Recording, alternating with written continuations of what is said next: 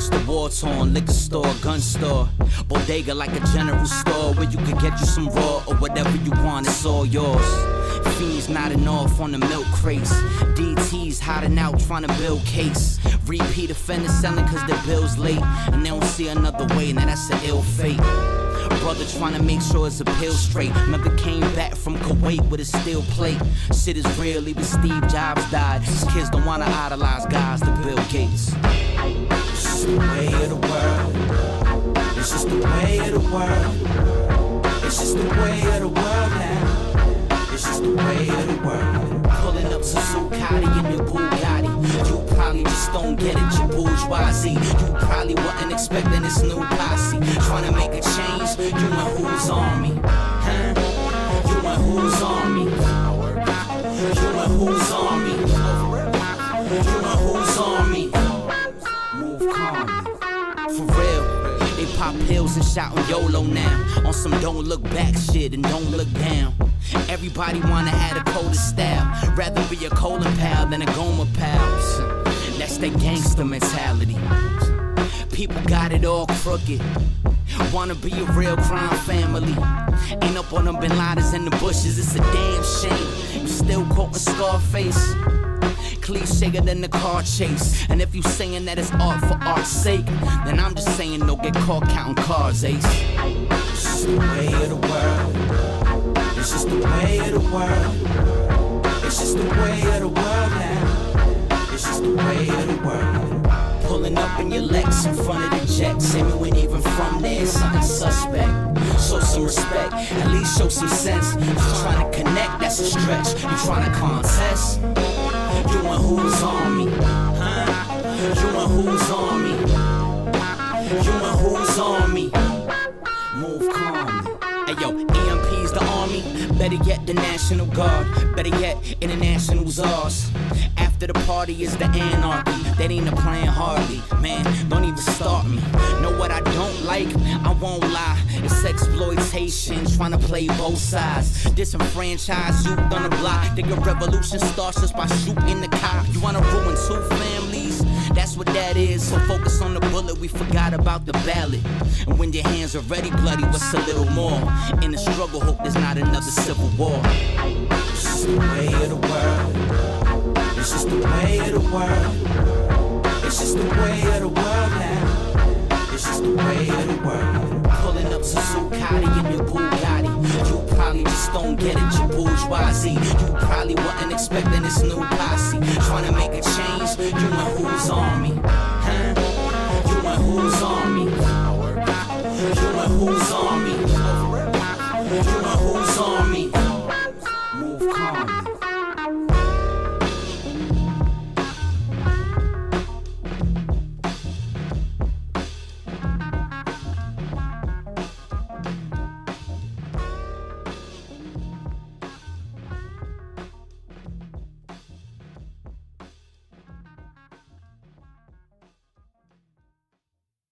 Many faces. You sick for this one. Sick for this one. Sick for this one. The thing about hip hop today is it's smart. It's insightful. The way that they can communicate a complex message in a very short space is remarkable. And a lot of these kids, they're not going to be reading the New York Times. That's not how they're getting their information. My hip hop will rock and shock the nation. Hip hop culture is more than music. Peace to you and speak the truth. Show 'em what peace can do in their reach for you. My hip hop will rock and shock the nation. Rap is something you do. Hip hop is something you live. So hip hop didn't invent anything, but hip hop reinvented everything. This is Baby Girl Faces. And this episode is brought to you by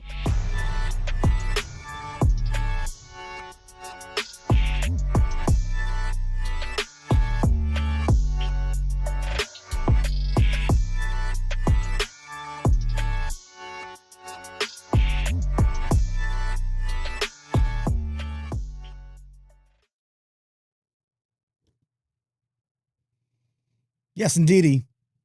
I wrote graffiti on the bus. What up, y'all? It's your man, Manny Faces. One time for me, Manny Faces. You sick for this one. Sick. One time for y'all. I always get this way at the beginning of the show. It's ridiculous why this happens. Shouts to you for tuning in. This is Hip Hop Can Save America, the live stream. We're here usually Monday nights. This is a departure from our usual Monday night schedule, Mondays at 9 p.m. Hip Hop Can Save America with me, your host, Manny Faces. I'm also the guest because I don't have guests tonight. All of y'all are the guests. And in this on this show, what we normally talk about is we talk about the ways that hip hop music and culture are being used to uplift humanity and help the lives and livelihoods and communities of people from all walks of life.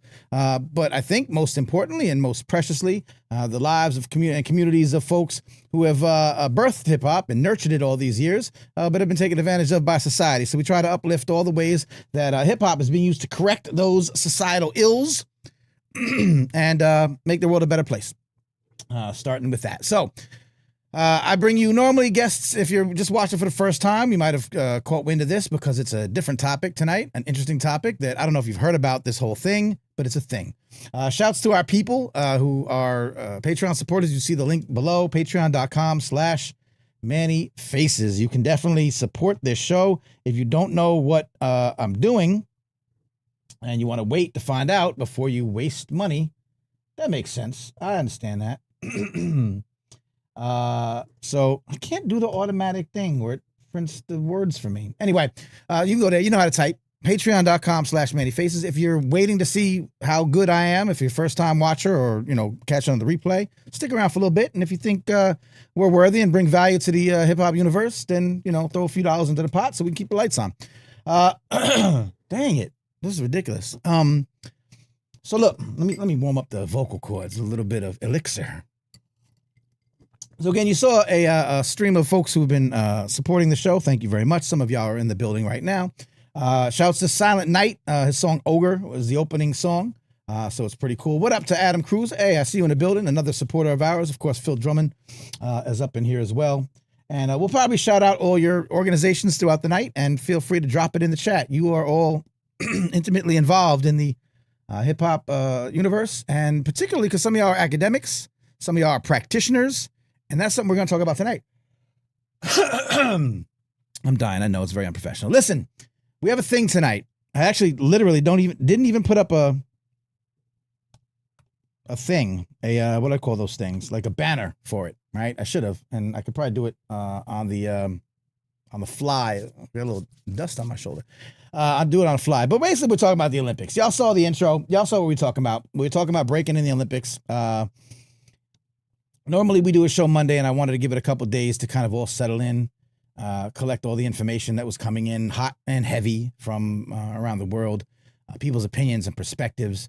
And I felt that even though, we're normally very, as I got, critiqued for tonight, randomly, focused on American, issues or American, hip hop can save America. It's not hip hop can save the world. Not yet, but I'm working on it. And if y'all keep Patreoning me and we get to blow this show up, we'll branch off and cover all the great things that are happening in the world. But I'm only one guy. I can only cover what's happening in this giant country. I can't even do that.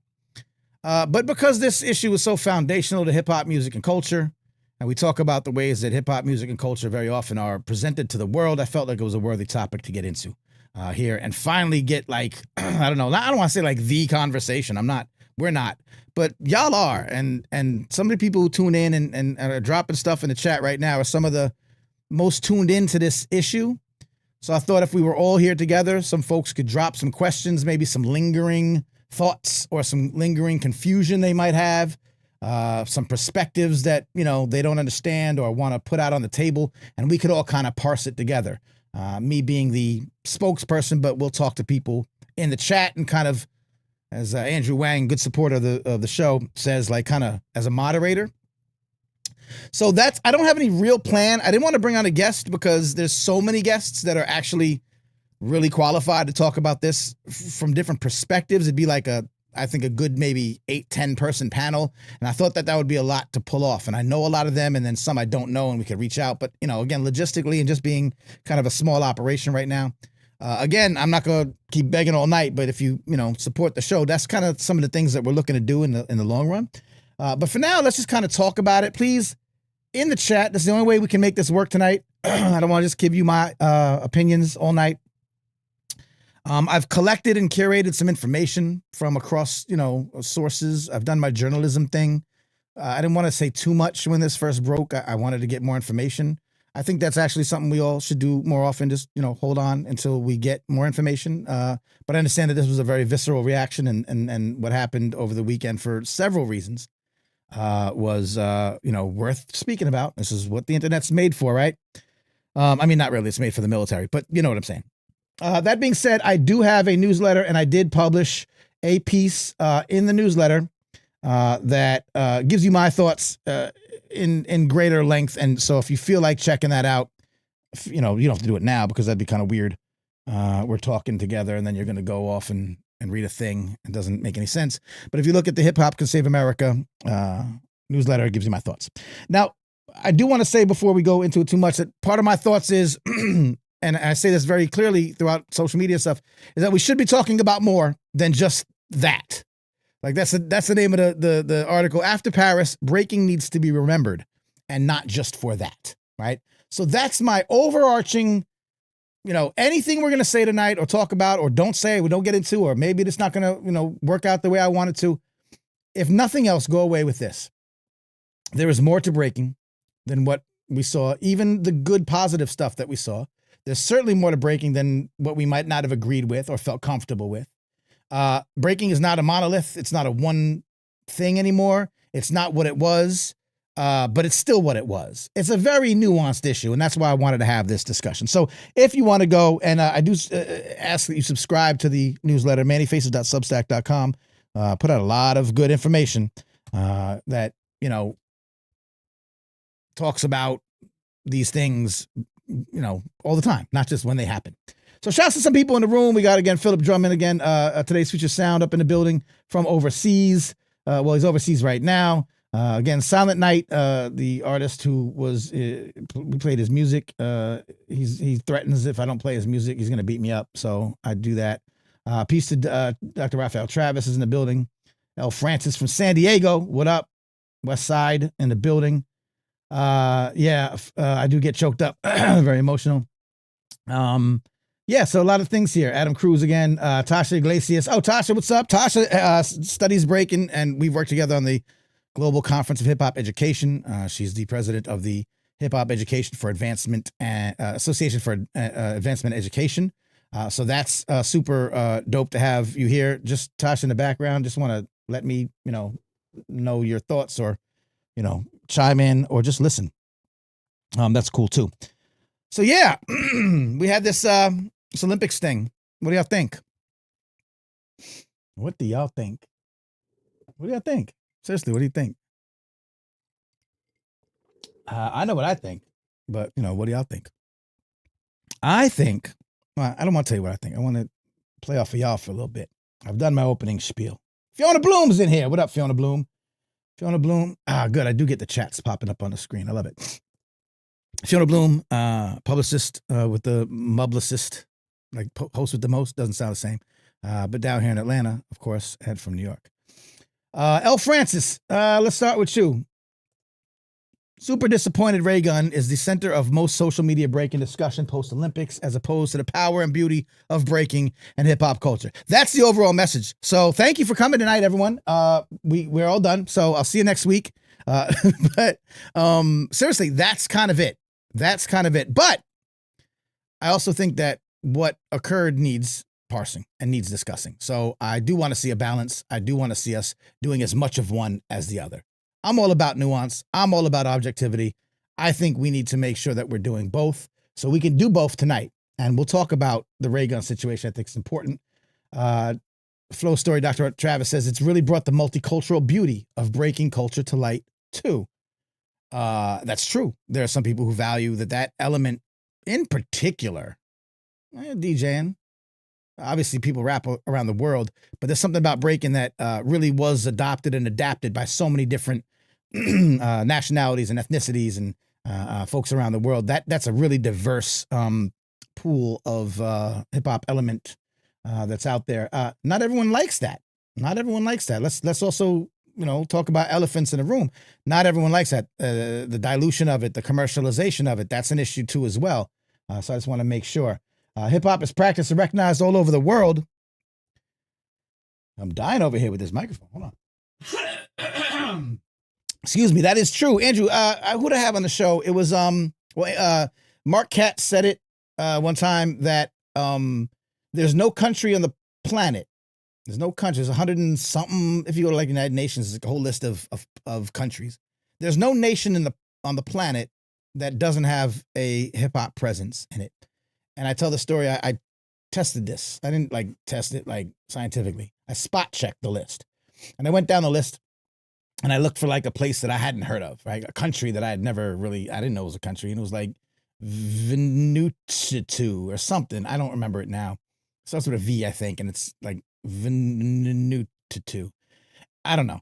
And I Googled like hip hop Vanuatu or whatever. And literally, actually, it's funny that then like on YouTube, I got like the first thing that popped up was like some breakers or, in the street just kind of dancing to hip hop in Vanuatu. And I was like, it really is everywhere. And then Mark Katz said that he legitimately like went down the whole list. I don't have time for all that. So yes, Andrew, absolutely global. No question. No question. Tasha wants to bring up an appointment point. We're doing multiple perspectives. At all costs, avoid cyberbullying. I know this is something that matters to a lot of our folks too. And that's true. I don't think we'd have to, delve into the ridicule pool, although some of it may have been a little ridiculous. I'll say that. That's not cyberbullying to say some of it's ridiculous. But anyway, I agree with you. Andrew said it's inspired me to check out hip hop in Asia, especially Japan. Okay, start expanding like where we look for representation, where we look for, that makes sense. I know a lot of people, I was on maybe we'll talk about this. This may go long, this may go short. I don't know what we're going to do, y'all. I'm rambling, but I appreciate all these perspectives and putting them out. Let everyone hear this. These are some of the things that people are feeling.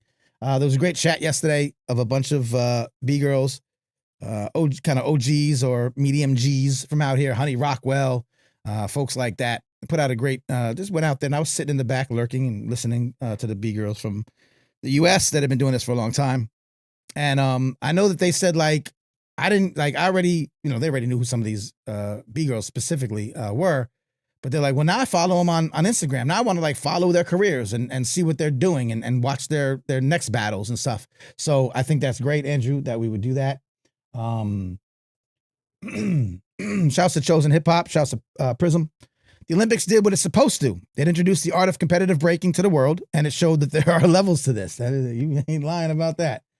You ain't lying about that. Word. The art of breakdance, B-boy world. What up?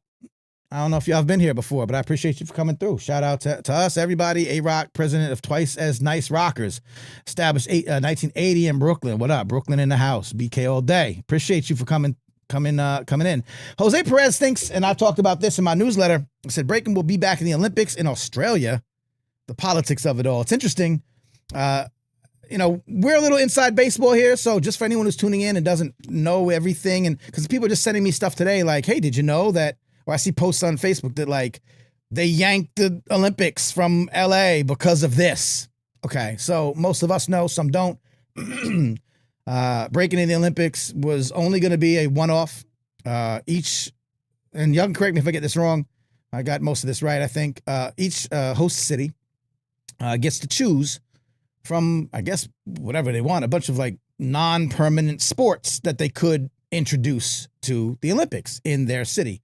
I've been to Paris, by the way, and I've been to Lyon. So I've been to France. I've been overseas, like, I don't know, literally like less than I can count on a hand. And I've been to France twice, both for hip hop stuff. They love hip hop. Hip hop is so deep in France. It's such a deep part of their modern culture.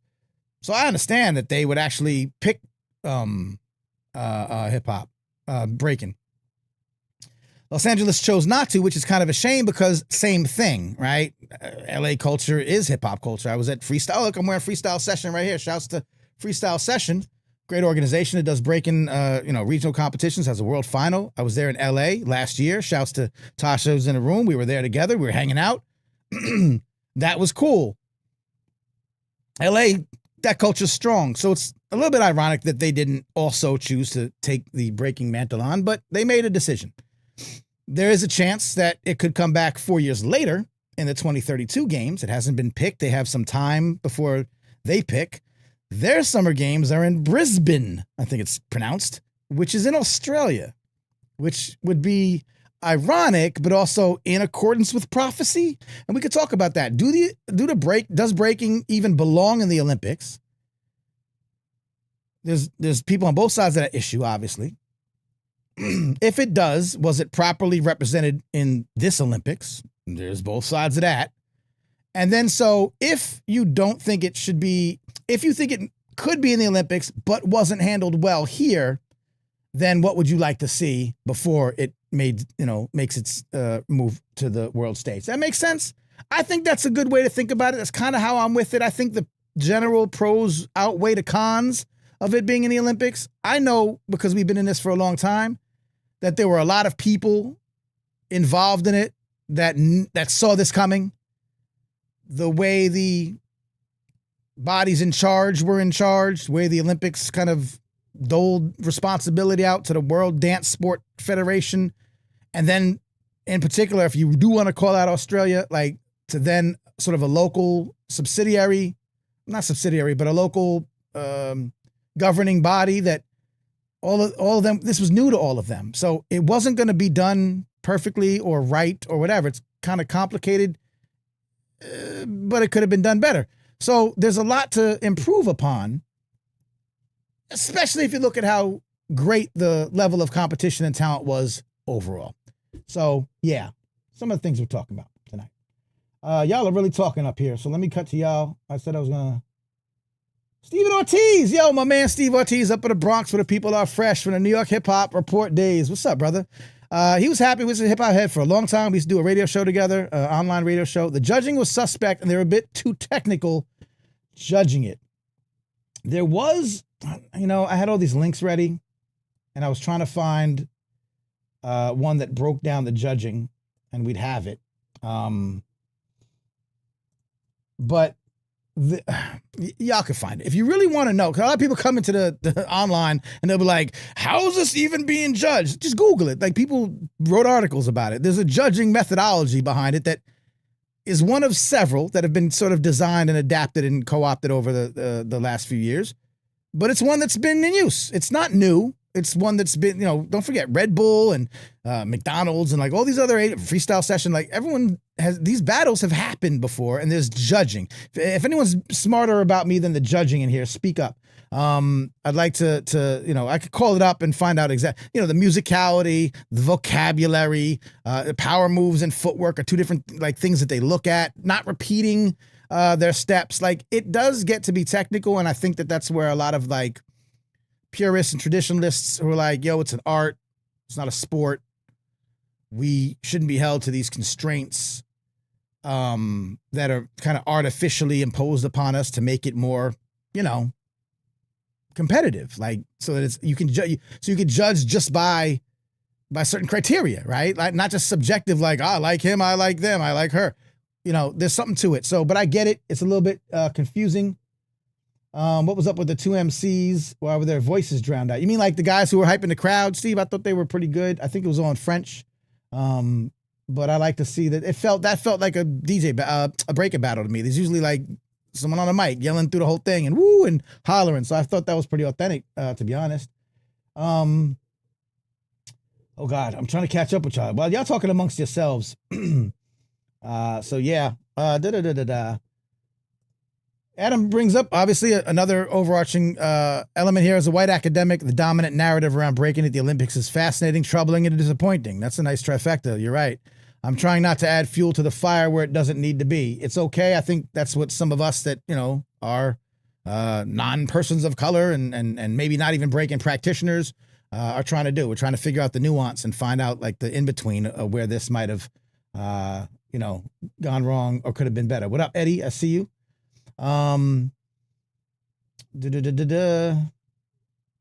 Tosh, you say most governing boards have already approached Australia and received confirmation. Let me know what you mean by that, if you could. Critical media literacy. Hey, Dando, what up? Some of the responses highlighted the need for critical media literacy. That's kind of why, like I said, I didn't go live Monday to talk about this. I wanted to get some more time to absorb some of the information. We're not going to, let's do it now. Let's get it out the way and then talk about some of the great things and what maybe we're going to do next or what we can do next, what we as regular folk or fans and stuff can do.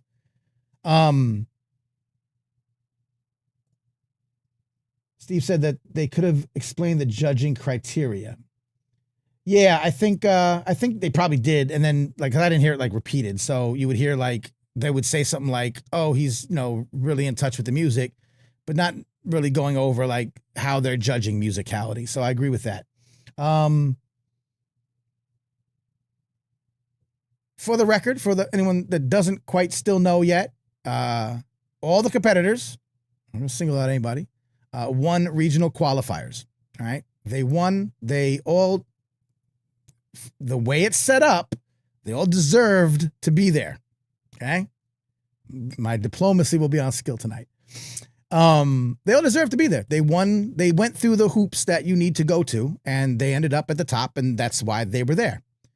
The question remains as to whether in any of the areas that were represented, if any of the, the different, the 5 continents, Asia, North America, South America, that kind of thing, Oceania, which covers like Australia and New Zealand.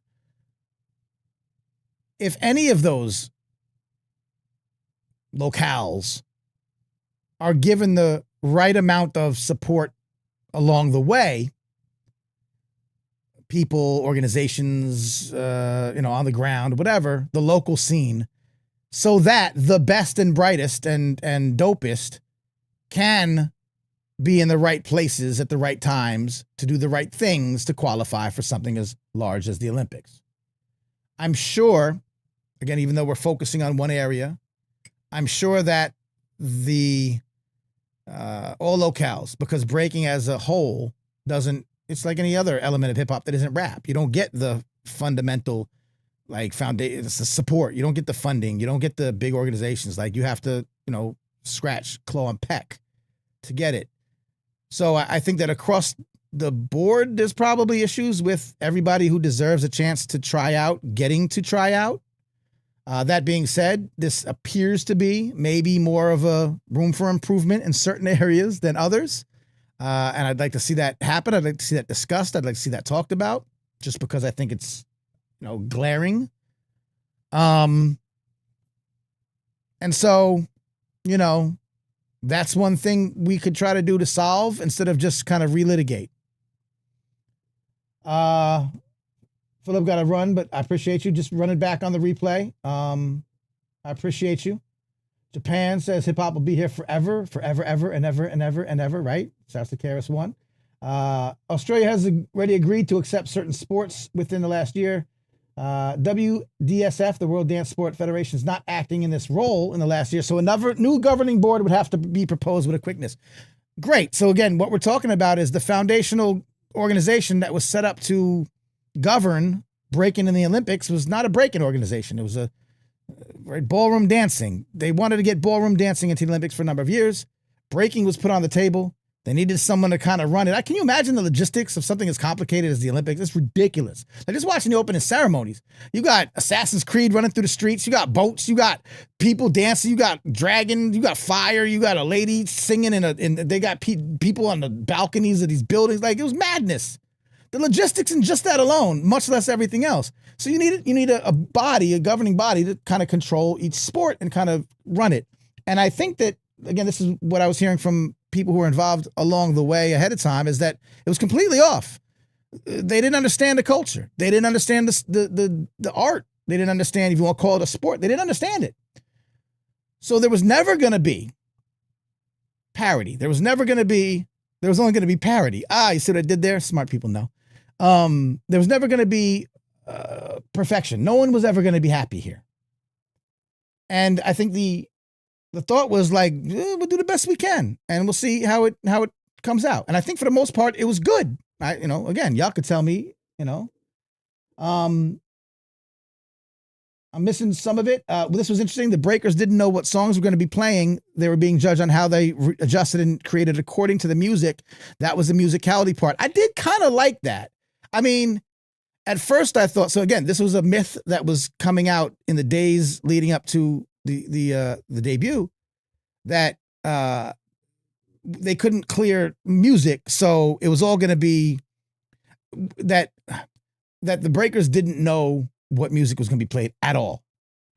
And I'm thinking like, they're going to get like the YouTube music that you get for free to like, behind your videos, you know what I mean? Like your TikTok. No, even TikTok is real music, but like, royalty free music. And I'm glad that it wasn't that. I know that they actually did clear like 300 something songs. And if you listen to the backing, shouts to, by the way, to homeboy Sandman, a friend of ours, who had The Carpenter played behind one of the battles, which was super dope, from Queens, New York, guy that we've been rocking with for so long. Personally, friends of mine, like, from back in New York. We love that. We love to hear it. But the songs that were cleared, as Tasha said during, they know these songs. They knew them, and you could see their eyes light up. And you could tell that they were reacting to what they knew was happening in the song. Like there were songs, these were known songs, a lot of them classic breakbeat, breaker type songs. And so I really loved, and I hope that the judging reflected, because I could see as a DJ and as a musician and someone who watches breaking and someone who, knows hip hop, like some of the moves they were doing where they were, right to the musical changes, like in the beat was amazing, was great, beautiful, so talented to be able to do that. Because not only you have to know the song, you have to know what's happening, and you have to coordinate your body to do it. Come on. Like, so you can't tell me. I'll tell you this, and I'll go back to the comments in a second. I can't stand anyone. I really can't. I don't mean it like this. Let me be diplomatic again. I very much disagree with anyone who would look at this and say that somehow the breaking's been tarnished, that the sport, the competitiveness, the art has been tarnished. Some of the stuff that was on display was top tier. Top tier. Top tier. You know this. Like, there's top tier talent on there. Breakers tell you this. I don't take my word for it. Go to the breaking community. Nobody's saying like who won, shouldn't have won. I mean, there's always going to be like, oh, Jeff Rose should have been, you know what I mean? But nobody's like, yo, that was whack. Like, that wasn't the winners. And this is something else I said, and it has to do with Ray Gunn and the whole situation, is the system held. All right. We can critique how certain people might have gotten there. Those systems, I think, need updating. But at the top, the judges recognized that this was not, up to par, and who was. And I think that if you looked at the last few battles on both sides, particularly the men's, just got to say it, that was top tier stuff. Y'all can't, I mean, you can tell me otherwise. Japan says you would have minded to see Fable and Legs on commentary. Interesting. Yeah, and Steve, I see you down there. Popmaster Fable's gone on the record. He was sort of against the idea of it being in the Olympics in the first place. And Crazy Legs, for a lot of reasons, he wasn't asked to be a part of it. He says he would have turned down being a judge. And there have been, sort of allegations against him that I think, make it difficult for someone like him to be in that position. So, okay. When it comes to the representation, and I wrote this in a newsletter, so I'm with it. I recognize that this is a thing that a lot of, just like hip hop, like, right? Jay-Z saying he overcharged for what they did to the Cold Crush, right? Just like, all the hip hop 50 now, and you heard a lot of people saying, it's crazy that all these, the next generations made all this money, but us pioneers, we didn't. We've talked about health problems in the OG hip hop community and ways to try to fix that. And, it was an organization, not the Grammys. Dang, I reported on it a bunch of months ago, where they were sort of giving money essentially to some of the OGs. And I think Rakim was one of the first recipients. Call it a grant, call it, hip hop reparations, if you will. But it was like kind of saying, hey, let's go back and take care of our elders who are still around. So there's always been that idea of the OGs don't get the recognition, they don't get the prestige, they don't get the, you know what I mean? The spotlight, and they should have been included in some way. Well, a lot of the OGs feel like this was a bastardization and a gentrification of the art and didn't want to be a part of it. So I'm not saying that should or shouldn't be the case, but And yeah, please, Pop Master Fable's a great dude. I respect his opinion greatly. He was recently, and I don't even think he would have been able to do it if he wanted to, because he'd gotten hurt, I guess, earlier this year. And Tasha brings it up. And he's a good dude. He's been a great educator. I went to a very early, I don't know, this was like now 20 years ago, when I was sticking my nose around New York hip hop to start doing the work I did there for a while, covering it as an independent journalist. I went to like a presentation workshop that he did and learned a hell of a lot. So wealth of knowledge, and I get that. Let's keep it going. I appreciate this, by the way. By the way, if you're just watching, this is Hip Hop Can Save America. We normally talk about domestic issues. This is such a international, foundational thing when it comes to hip hop. I wanted to create a space. This is what this show is supposed to do: create a safe, intellectual. We could have our emotions and we could, get it all out of our chest. But I want to create a place where, smart, passionate, loving folk that want to see hip hop be able to uplift the world and not, just be the entertainment side of things. I want to create a place that we could be. So this is working out really well. I hope y'all join me every Monday. Mondays, not every Wednesday, although Wednesday, y'all here, don't make me change the day. God damn. But Mondays at 9 p.m., we're here every week and we're talking about these things all the time. Real quick, if we have a newsletter, mannyfaces.substack.com. I send out information about this stuff all the time. You'll hear me say it later, but one of the things that I'm going to pledge to do is make sure, because what I've been adding to that newsletter in the last couple of months, it's free, but you could also donate. So please help me do it. Please help me, y'all. Y'all got to help me do this. No one's paying for this. No one cares. They don't want this. They only want the hip hop that they put out there. The stuff Malcolm Jamal Warner doesn't like. But we do the good stuff and we put it out there. And it'd be nice if they talked about us too. But until they do, y'all can help support. I'm not going to nickel and dime y'all for the rest of my life. We're going to get some big money in funding and granting or whatever. We're going to make it happen. But in the meantime, help me keep the lights on. Donate. But the newsletter's for free, and you can, and I've added a a listing of events, and obviously not concerts and things like that, but like these kinds of things. And what I'm going to pledge to do now is to make sure that any kind of large scale, breaking, again, I can't put the stuff happening in your local neighborhood. You need to find the local dance competitions and hip hop and breaking events. You need to do a little legwork, but I'm going to show you the big ones just so it can never be said that no one's covering it, no one's putting it out there. Now, I've already, covered breaking here and there, but I'm going to do a better job of it and make sure that I'm doing my part. So again, the newsletter, and then again, the donate, patreon.com/mannyfaces. I had a comment up from somebody, I lost it, about something. I lost it. Dang it. Hold on. There it is. Australia just didn't have a high level of B-girls, but their B-boy was only 17 and performed very well, especially against seasoned breakers. He just needs experience. That's right. I want to get his name right.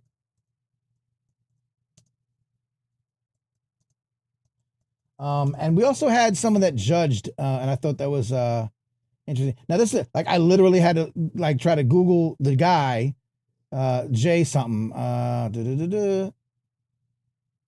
J Attack, was that it? J Attack? And it took me time to find him because everything was the other one. Anyway, that's the problem here. We need balance. Right, 17. Yeah, there was some young people in this competition, and old people, old like 30. I'm saying like old is 36. Then I'm decrepit. But there was some and Sunny B-girl, to see that the joy that they must have had. Knowing that, listen, I'm not doing this much longer at a competitive level. And I've been doing this for as long as I've known anything important in my life. And to have the chance to be there and represent on this stage, maybe the only time Olympics will ever have breaking, to represent their culture. What I said in my newsletter, I just want to quote myself. I know it's very, you're not supposed to do that. But I said,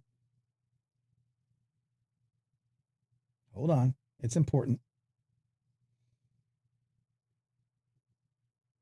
I said, let me go back to my other screen.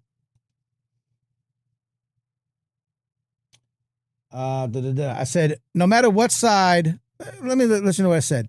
Because the two groups of people who are in favor or against, I said those are in favor generally agree that, like beatboxing and turntablism, breaking has been an undervalued element of hip hop. The opportunity to go off for the world, to renew public interest in the dance, to prove it's still a formidable cultural force.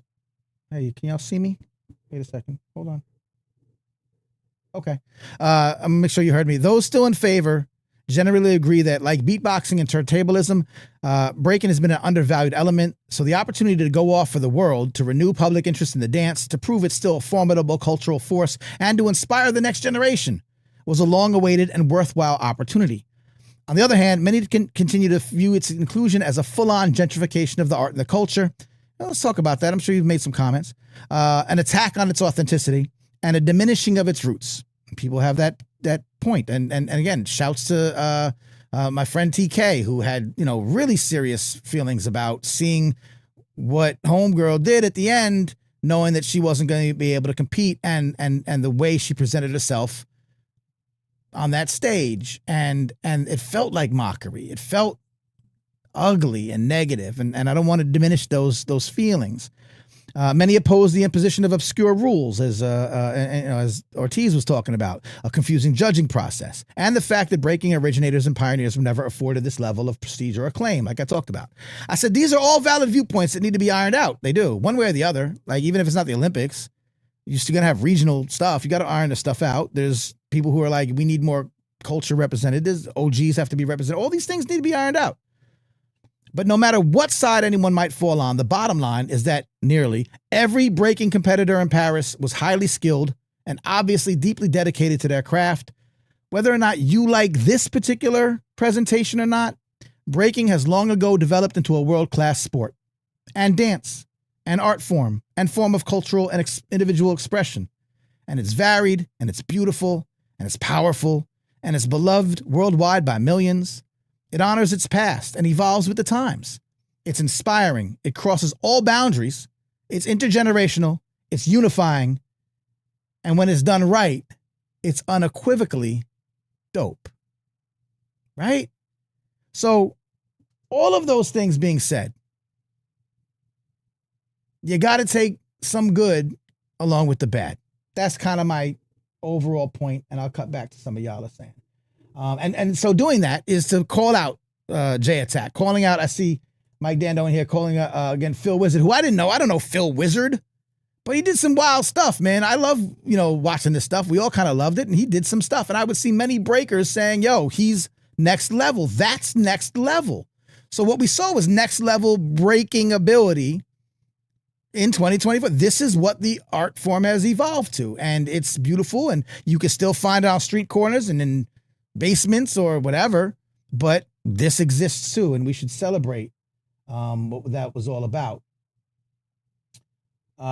Jamie says, personally thought they were only adding break into the Olympics because we were celebrating 50 years of culture. It's probably had something to do with it. I know, again, France is a huge hip hop, communities all throughout France. I used to cover New York hip hop really intricately, and there were two organizations, pillars of hip hop, real hip hop culture. And they're end of the week, if you know, and Freestyle Mondays. End of the week would have an MC challenge, and they would have open mics, and they would have events. And the MC challenge was you had to be able to freestyle, you had to be able to do a spit a recorded, you had to spit an acapella, and you had to do the freestyle where you pull something out of a box and freestyle off the top of your head about what's in a box, right? And different rounds and different competitors. So wasn't no regular MC coming to that stage. You had to spit and have the time-honored traditions of MCing in your bag to be able to do that. They went on to branch out to other countries. And there's an end of the week in France. I forget the city. Freestyle Monday, same thing. Every Monday for 10 years. And again, end of the week was 15, 20 years. And it's still, in some sense, around today. Nothing lasts in New York City for 10 years if it's not super dope. Much less 20. Freestyle Mondays was a game show, MC battle, all freestyle, live band, dope MC. Shouts to my man, Ill Spoken. Shouts to Mariella. Shouts to the Freestyle Mondays band. Shouts to everyone who rolled through that scene. It was one of my favorite places to be my entire life. I don't care if you're a hip hop head. I don't care if you hate hip hop. You'd love Freestyle Mondays. Love it. Spinning the game show wheel, they'd spin the wheel, it'd be a topic, it'd be food chain, it'd be all right, you're plankton, you're a shark, 2 MCs, battle, go, freestyle, top of the head, best verse wins. Crowd participation, judging it, live band killing it, people play professionally all throughout the world. best shows, one of the best things in hip hop, one of the best things in live entertainment, period. They have that in France. A few other countries as well, Czech Republic, etc. So I say all that to say, my first time in France, it was my first time in Europe, was in Lyon, and they had it was a 10-year anniversary of Les Originales, a festival that went on every single year. It's 10th anniversary, and now this is like 10 years ago. So I don't think they do it anymore, but they did it for 10 years. 2-day event, all throughout the city.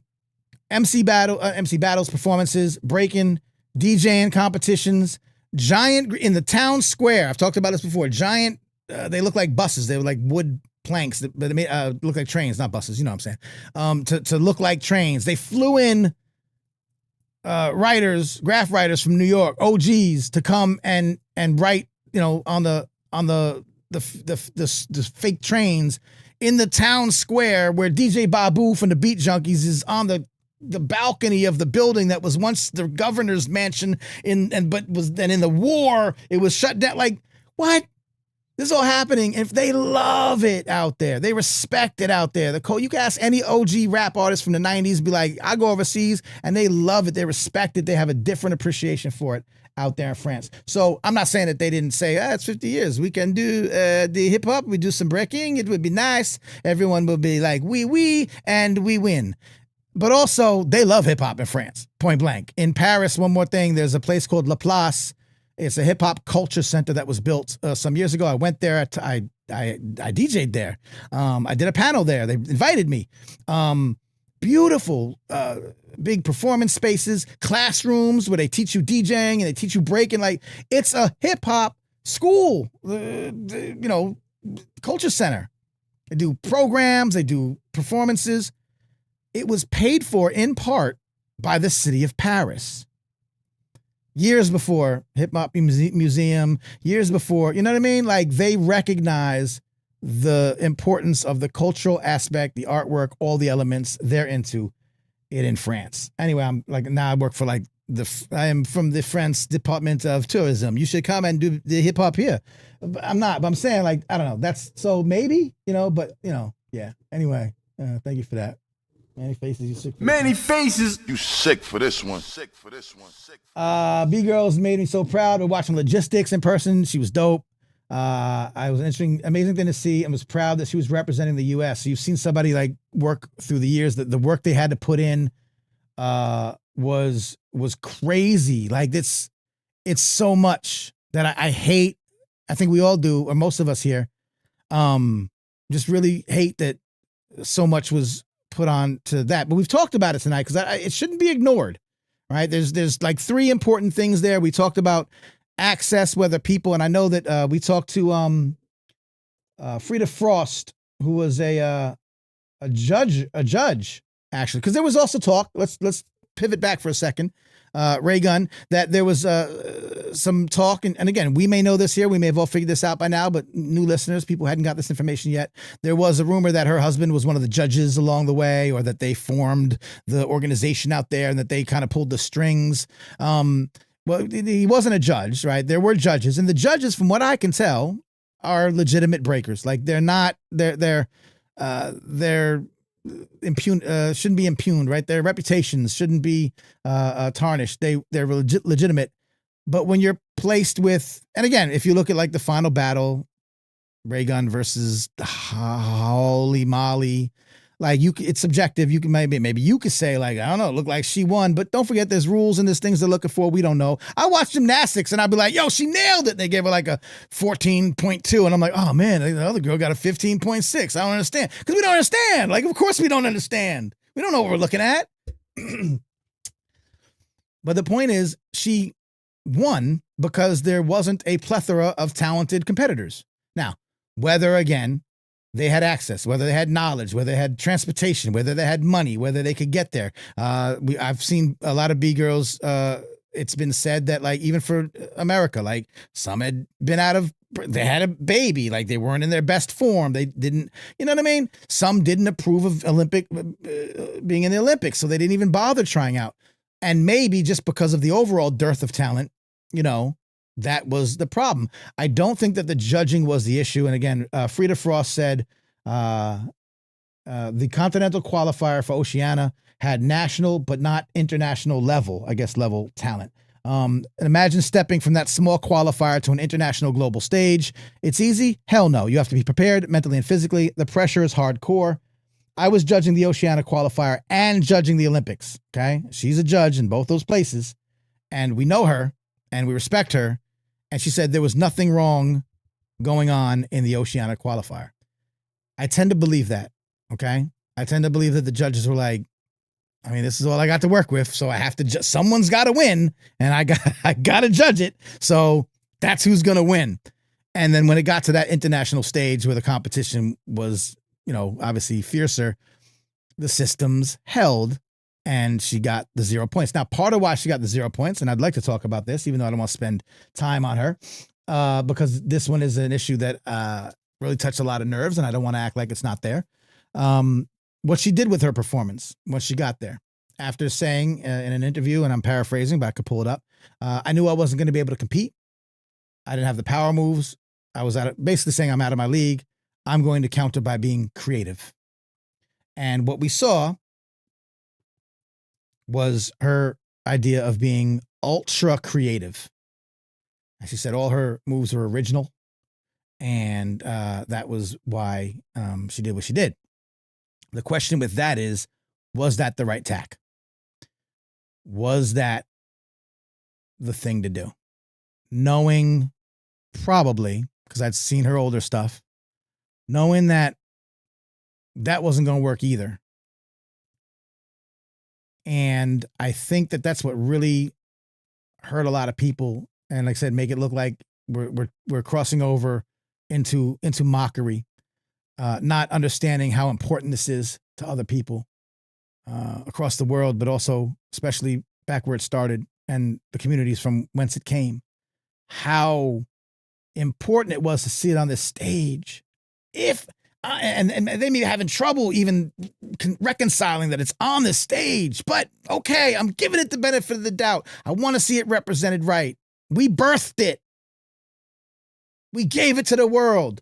Don't slap us in the face with it. And I get that. And I just want to, speak on, I just wanted to put that out there. I get that. I know, I agree. I agree. I think it was hurtful. But that's just me. I love you calling out other people in the chat. India. Ooh, India. Oof. India was super dope. I love it because I didn't know who most of these people were. I mean, we're U.S., centric, as I got told tonight, like, oh, you're just doing U.S. Yeah, the name of the show is Hip Hop Can Save America, bro. But, we don't know necessarily people from different parts of the world. I maybe only knew of like 2 or 3 of these breakers, that I'd seen or heard of over the years. Obviously, Tasha, someone like you're super plugged in, so you've seen them coming up. And then I would come up and we were getting ready and I would see people like calling out, oh, I can't wait to see 671. I'm like, oh, who? Like me? I can't wait either, but I didn't know who it was. And then I got to quickly learn their stories and I loved it. I thought that was great. Listen, let me tell you something. I told you, did I tell you this? No, did I? No, because we haven't talked since the Olympics. Handball. I didn't know handball was a thing. And I don't mean handball like, New York handball. That's why it was confusing to me. I see these women running around. They got a ball and they're throwing it at each other and they're running and it looks like lacrosse or soccer, but they run it and then they bounce the ball and then they throw it and then they jump up and throw it and score into the net and there's a goalie. And I'm like, okay, I don't look, I'm an old dude. I've been worldly. I've seen a lot of things, but for some reason, this thing escaped me my entire life so far. I was that many days old when I saw this. And so I'm like, yo, this is, because I hate soccer. I hate soccer. I hate hockey. I hate anything that like ends 0-0. Dead. I don't care. I respect it. Great athletes. Oh, it's about to happen. Someone's about to score. Nope, they didn't score. I could have told you that was going to happen because statistically, they're not going to score. But everyone gets all excited. Oh, it's about to happen again. I was wrong. Nope, I was right. Same thing. Nothing. Stupid. I 2 hours for this? I don't even know if it's 2 hours because the time counts up. What? Who counts up? We don't know. How much is extra? We're in extra time. How much extra time? I don't know. Just extra. Extra what? If I buy 8 buns in the thing, there's never extra buns. I know how many buns are in the bag. I know that in 24 minutes, it's a half. And what? It's like 5 minutes of overtime. It's infuriating. I can't. But this was cool because it was like basketball. It had the speed and the ferocity, and there was scoring, and it was like 17-15, and then it was like 17-16, and there was drama, and they were like body checking each other. And I'm like, yo, this is dope, and I loved it.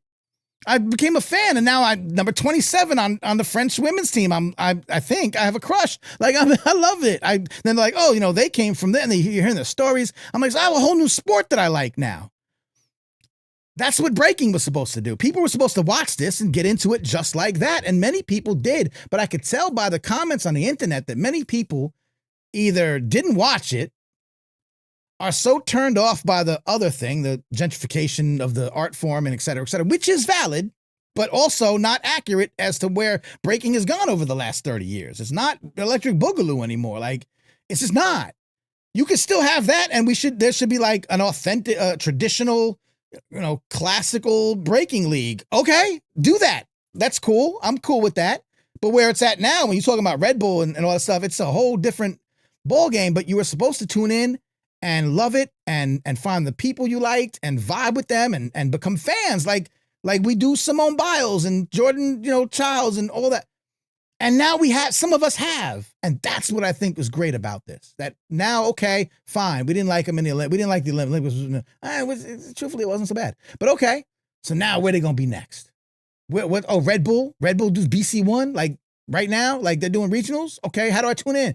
Hello, let me subscribe to their, by the way, subscribe to this. If you're watching this and you're listening to me, please subscribe. Please give me a thumbs up. Like share it. Do all the YouTube things. I'm trying to live.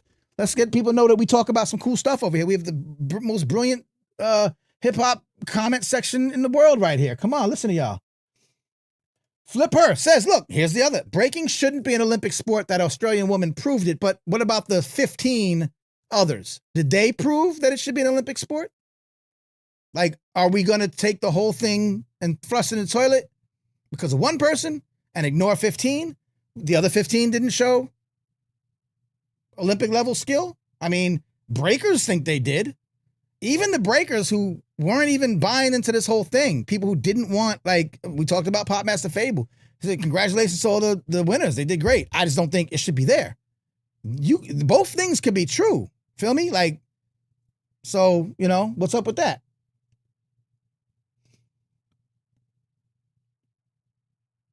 Love it. I'm going back. Y'all been talking for a while. People think they could teach because they went to school. A lot of people don't know. A lot of people think they know about break because they watch Breaking too. But we can and should critique the systems. Yes.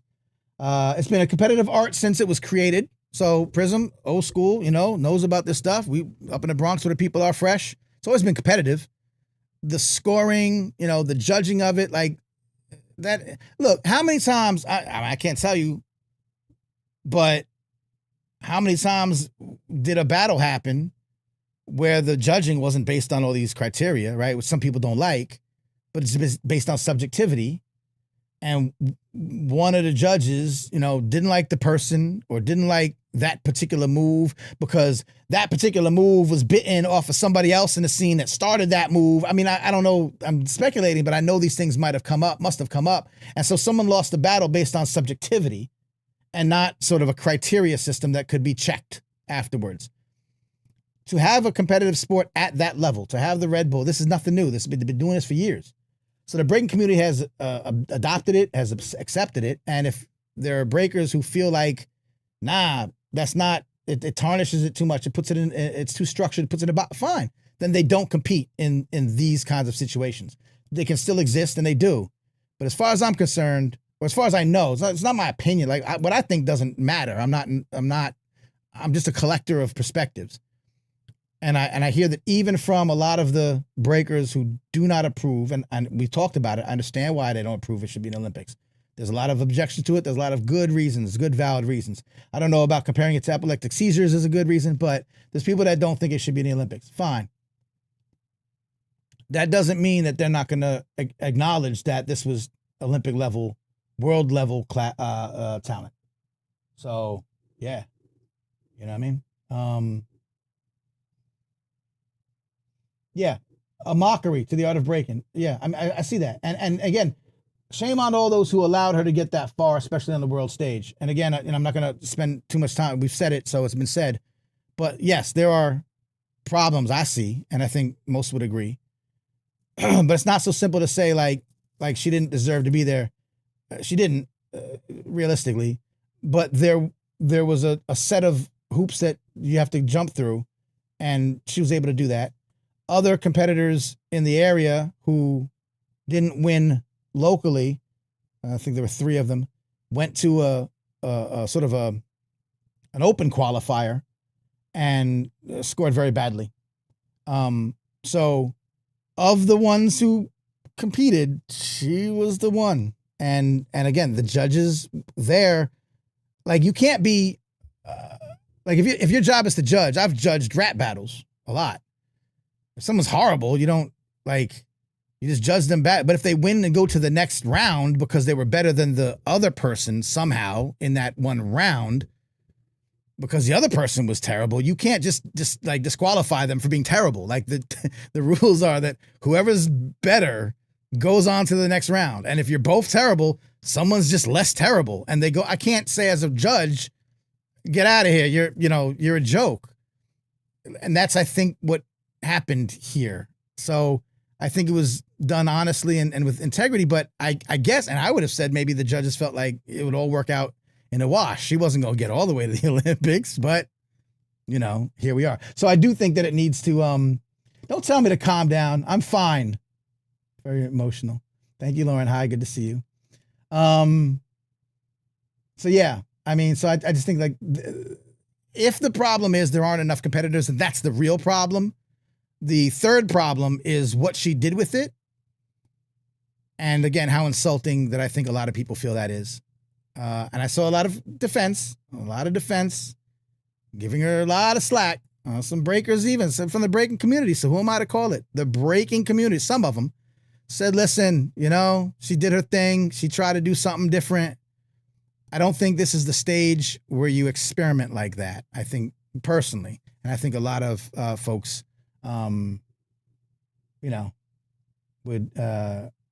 would agree, but Tasha said, we look at other sports, we see that most start off rocky and look unfamiliar and strange, but evolve over time. That's true, and I think that's even more so when it's something like breaking, which to these organizations, to these old European, non, they would say they're cultured. They would call us the uncultured ones, but they're not attached to this, so it's even harder. I think it's even harder. It's difficult to take something that's so culturally relevant, I think, right? To try to bring it onto this stage. It's tough. You have to make compromises along the way. And we talked to people before, like there were people from the breaking community involved in this along the way. They were challenging the World Dance Sport Federation. They're saying these are not rules that are conducive to a breaking ethos. Like we can't do it this way. It's not ballroom dancing. It's not the same thing. You can't do it this way. And they're like, well, this is how we have to do it because we have to. And so there's going to be compromises that have to be made. It's not easy. Yeah, Tasha makes a good point. Gymnastics is going to change this year probably because of everything that happened with Jordan Childs. Like these things are evolving and ongoing. And so, yeah. What else we got here?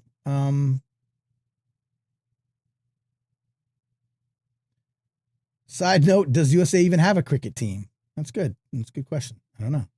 I've never played cricket. I know what it is. I didn't know what handball was, which is crazy. I don't know. Handball is so dope. I love handball. I think it's great. My new favorite thing. Todd says there was a lot of controversy within the culture about the scoring system several years ago. The creators have been criticized for years. Yeah, I've seen that. There's also more than one. I didn't get this deep into the rabbit hole, but there's also like more than one scoring. What do y'all use? Y'all teachers use not a metric, matrix, right? There's more than one scoring thing. Cricket's coming to the LA Olympics. That was one of the non-permanent Olympic sports that LA has chosen in place of breaking. I do love handball. I know it's so. I mean, I saw it for the first time, and I was excited. And not New York handball, which is different, and not masturbation handball. That's totally different. But all of these things are fine, by the way. But no, it was an interesting sport. I liked it. Like I said, rubric. There you go. Of course, my teachers are in the house. Thought that was pretty cool. Yeah, so I love this conversation. I love that y'all are like talking amongst yourselves and probably just drown me out. You probably turn the volume down on me. That's fine. It's fine. I'll just keep the chat going. No problem. There's a battle happening. Fiona, who knows a thing or two about cricket, I think, because she's from merry old England, says the U.S. doesn't have a cricket team, but Philip Drummond says, I think we do. Let's go. Battle. Let's go. Fight. I'll wait. So yeah. And one of our star players is a computer programmer. I see. Well, that could go, as we've learned, that could go either way. Wait, hold on. Okay, now Fiona, we're going off topic, but this is never off topic. We have an international netball. Is that netball? Is handball netball? You're saying weird words. Can you speak American English? We're very U.S. centric here, as we've talked about. I did the soundboard. I did. So okay. Art of breakdance, B-boy world. Good question here. Good statement here. And let's get into this. I don't know how long we're going to be doing this, but this is one I want to talk about before we start seeing people head out. I don't think I ever want to see breaking on the Olympic stage ever again. Okay. Are you sure? Because you said I don't think. So is there any circumstances? And you can put it in the chat, let people know. Like, do we want to see, maybe it doesn't make it in LA, but we got 4 more years after that before it's in Brisbane, Australia. I won't say Brisbane, but I think it's Brisbane. In 2032. And that's 8 years from now. Anything could happen in 8 years. You could have, pandemics, whatever. Anything could happen and change everything, right? So it's a little too far out to say what will breaking look like in 8 years to begin with. But let's say, hypothetically speaking, 8 years, it was reintroduced, and Brisbane says, look, I can't even do a good Australian. Hey, mate, I can't even. We messed that one up. I shouldn't be, there's children probably. We messed that one up, everyone. Our bad. Or, Ray Gun and I had a talk and we've come to an understanding and she's going to sit this one out. But we've also revamped our whole program and there's been a lot of improvements and we think that it's good this time. That and some other things may have to get worked out. The tweaks we've been talking about all night, judging maybe, whatever. Would you like to see it if it was improved a little? What would need to be improved? This is for you, or for anybody that we might not want to see it happen again, or because I'll tell you this, this is anecdotal. I don't got my research team has gone home for the night. So many eyes were on breaking, and forget the people that just say terrible negative things about it all, or only focus on, that. But I think as we've talked about tonight, except for Flipper, who, maybe finds nothing exciting about any of them. Fine. It's cool. But for the people across the world, I get the sense that a lot of people were like, oh, this is pretty cool. I didn't know it was this, or I never got a glance at it, or looked like people were having fun, or, whatever. I talk about this one lady I talk to a lot, where she's not connected to the culture. She's older, not connected to culture at all. No, doesn't really have any cultural connections. And we talk about sometimes like the work that I do, doing the show and everything. And she's like, well, I don't really, hip hop and rap is just not for me. I don't like anything about it. And it's all negative and blah, blah, blah. And I'm like, okay, cool, whatever. But I tell her things like, no, sometimes it's being used in really great ways, uplifting humanity. And we use it in education and mental health therapy and, all kinds of things.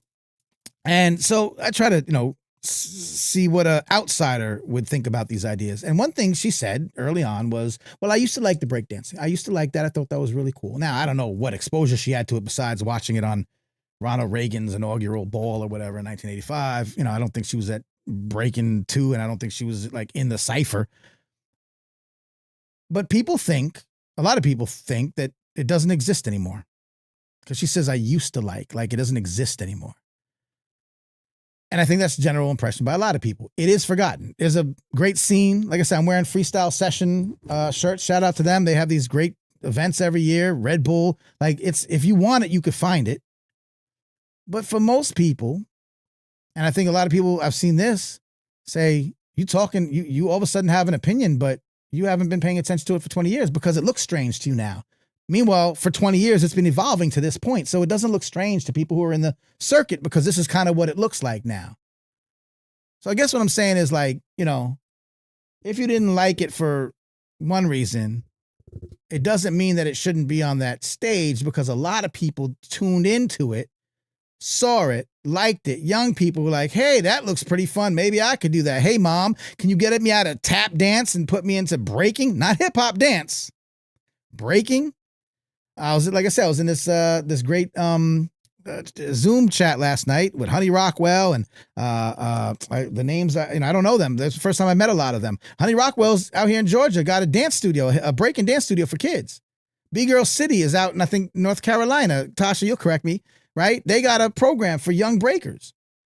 Well, guess what? How many more people they'll be able to get into the culture, you know, the authentic way. Like, these are old school, you know, breakers from that, you know, been doing this for a long time. They're legit. They represent like all the good things. They didn't compete. They weren't into the Olympics. They're like, I'm not sacrificing my, you know, ideal, you know, you know what I mean? Like, I'm not compromising, but I own a studio, and now kids saw it on the Olympics. They want to try to do some moves. I got more clients. I'm making some money. We're spreading hip hop to a new generation. Isn't that good? What can do that to the level that the Olympics can, right? Nothing. So I don't know.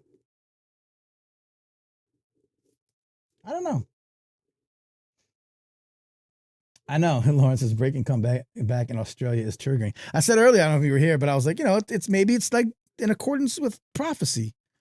You know, like that's the re-up. That's the, you know, we fixed it. We made it everything that it should be. And we're, you know, our gift to you, you know? I don't know. Lauren says she followed 10 breakers after seeing them compete, expands worlds and communities. Exactly. Like I will tell you, I've reached out to a few organizations and breakers in Australia that weren't represented at all. You know, one of them, I mean, I'm not trying to, I don't know everybody, and you know, I don't want to like platform somebody that I haven't, you know, found out more about. But wait, hold on. Was I think her name is B-Girl Scar. And she's part of the indigenous, I forget the name of the organization. You'll forgive me. I've just been doing this for a day or two. And this was her. Do you know what time it is? Tell me, do you know what time it is? Swizzy, hey, I said, come on. I said, come on. I said, come on. Talk. You getting money, homie, show me if it's like that. You wanna grind and you know it's really like that. Dudes who snitch, nah, I don't really like that. I don't condone the in the wall. Slow down the beat, it's all love. Slow motion for me, like it screwed up. Make it move like the Matrix and do was stuck in slugs. Bleak the black sheep, mommy, now pick it up. Hey, back to getting money, keep it gully with my niggas. Hey, stuff Okay. it's nothing. So I don't know. Didn't know who she was. Did a little Google search. Found her. That's her name is on Instagram. She's Scarlett Francis. She's the IOC B-Girl Scar. She's from Melbourne. She's from Melbourne. All I know is Crocodile Dundee. That's all I could do. IOP Hip Hop Indigenous Outreach Projects out there in Melbourne. I don't know. Don't know anything about it. Why wasn't she there? I don't know. Who knows? Who knows? I mean, doesn't want to be. But she looked pretty good to me, and certainly in comparison. Good Lord. But, you know, so again, you know, there's more to the story of that this lady made this mockery. So if you replace her, let's say, what I just showed you, let's say she was there and did better, but, you know, didn't win. There was some really talented competitors. Maybe she didn't replace Raygun with this young lady. Now are the Olympics? Now is breaking the Olympics okay? Like, I feel like we're really crutching on that situation to say the whole thing was horrible. But people have their opinions. International experts spend time with us in Australia and New Zealand to uplift our dance culture. I think it's a fantastic idea. I had the privilege and honor to be at the Global Hip Hop Studies Conference in Ireland this past year. They have a great journal, by the way, a Global Studies of Hip Hop journal, and they talked a lot about breaking in it. And so if you get my newsletter, I hope you do, please sign up for the newsletter. It's free, and I link to all these things, and I just linked to that in the last one, mannyfaces.substack.com. And we had a lot of talks with folks who are in Europe. I think this is also part of the problem, and maybe part of the ignorance. And a lot of people say, not only was she making a mockery of breaking, but, again, there's cultural references, there's cultural considerations. Obviously, B-girl Nika, who had a do-rag on, that obviously caused some controversy as well. Even though it might be a perfectly good accessory for B people, because as I've heard that it's less than a beanie, but it's smooth and silky, and you get to do that's cool. But there's maybe a level of understanding. There's maybe a lack of understanding that some people are going to look at that and be like, "Hey, that's weird. Maybe you shouldn't be doing that."